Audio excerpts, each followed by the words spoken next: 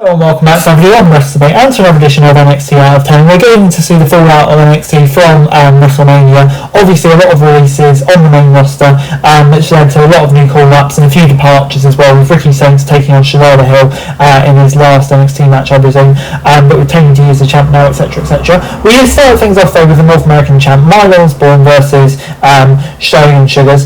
Dark State tried to interfere early to take down Bourne, but the champ fought back to avoid any distractions. During early parts, the turnbuckle got partially exposed, allowing Sugars to send Bourne into an unprotected steal and take over. The champ fought back, countering off the top rope with a crossbody for a near fall. Dark State got involved again, trying to distract the rest. DM Lennox threatened to attack Bourne with a steel chair during the distraction, but Sugars stopped him. Bourne sent Sugars into Lennox, followed by Bourne again for the victory. Afterwards, a newcomer to NXT, Mr. England, Tristan Angel, warned Bourne that he was here to make a statement, followed by a sneak attack on the champ by LFG's Cam Hendricks. This was a rushed opportunity for Sugars, who was extremely young into singles credibility.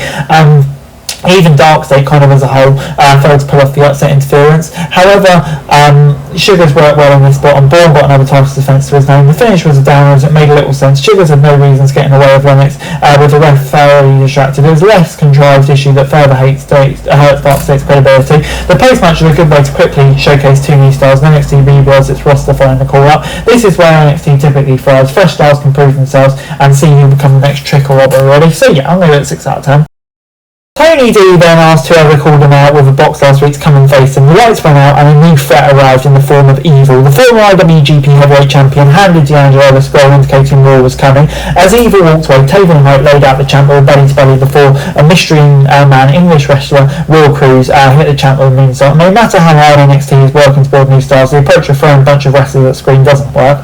What started as a strong debut for Evil became a broken segment, setting Height's new heel focus and debuting another style. This mirrored the post-match interactions for Bourne, which is bad looking all around. The more NXT repeats itself, the less impact each appearance will have. Heights going after Tony D means so much less than the eventual collision with a former world champion in New Japan going after gold. So yeah, started off strong but kind of tailed off. Before we then got Birthright versus EK Prosper and Sean Legacy. Birthright arrived as well, mocking their opponents before revealing they had laid out Van Dux backstage. Prosper arrived followed quickly by a returning Legacy, starting a brawl that became a tag match. Prosper and Legacy showed chemistry that outshined Birthright throughout the contest, winning with Legacy shambles and stacks. Birthright attacked both men after the match until Evolve's Tate Wilder came in to make the save. Losses certainly do not help Birthright standing in NXT, but it was nice to see Legacy back in action. It was fast paced and made Legacy look great. In a new look NXT, he should be a major rising star in the division. Even with King's Men's Speed Championship win, Birthright needs so much more credibility as a group. It was another showcase of NXT's inability to build heel factions, which makes it more difficult for big baby faces to contest them. So I'm going to go 5 out of 10. Load of Vice and charged to the ring to call out Izzy Dome. Sean Spears appeared on the title shot to distract Vice for the arrival of Dome and Nico. Vice countered the arrival of her Triple A Mixed Tag Team Champion Mr. Aguirre and a chance cleared the ring together. Better, more focused segment than last week. An angry Vice is a better promo, allowing her to singly mix English and Spanish, keeping it short. Dome and Vice versus Vice and Aguirre will be a very fun match, and hopefully we can kind of get the Women's Championship tied into it too. 2 weeks ago, 3 women stepped up as future challengers, but 2 of them seem to have lost interest quite quickly though, which makes it odd but looking. So I'm going to get 6 out of 10.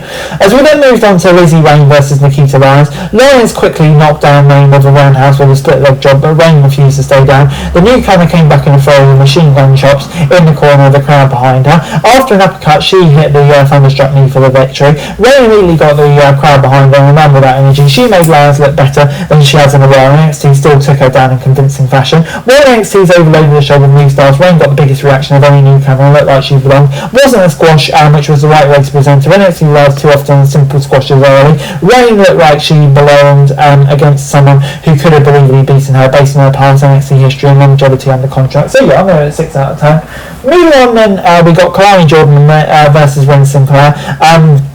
Jordan dominated early and took advantage of an injury. Sinclair suffered a dropkick off the apron. Jordan hit a springboard cutter, went for the frog splash. Sinclair got the knee up to protect herself but couldn't capitalise after due to the pain in the knee. In response, Jordan attacked the knee again and hit a one-of-a-kind moonsault to win. A solid if unspectacular match that allowed Jordan to build more heat. The focus on the knee was clear and built to the finish, but it didn't allow for many interesting sequences.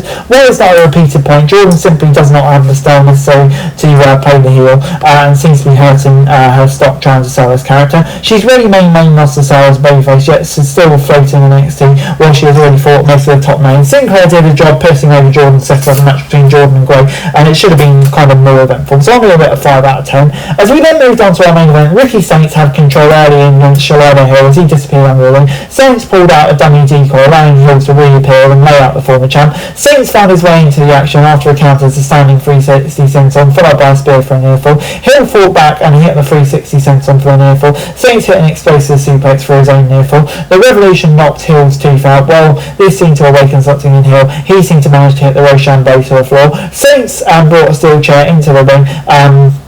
Hill tripped him into her, followed by a whisper to the beast for a victory. While it wasn't spectacular, it clearly stood out tonight, selling Hill as a threat to anyone. With Saints seemingly on his way to SmackDown, Hill got a huge spotlight, defeating him on his way out. It feels like a sudden jump to Hill. Saints needing to put someone over on his way out, and Hill's been a consistent presence since arriving from MSG. He's clearly well liked and has outworked his current role. With this win, he could rocket into title contention. In fact, he comes off as the most natural star to dethrone Bourne as North American champion, allowing him and best friend Paxley to hold the titles together. Meanwhile, Saints is heading to the main roster after an uneven run in NXT. He's shorter in stature than many of his new SmackDown peers and needs to find out what makes him stand out in a bigger talent pool. But I'm looking forward to seeing how he does, and I know it's 7 out of 10.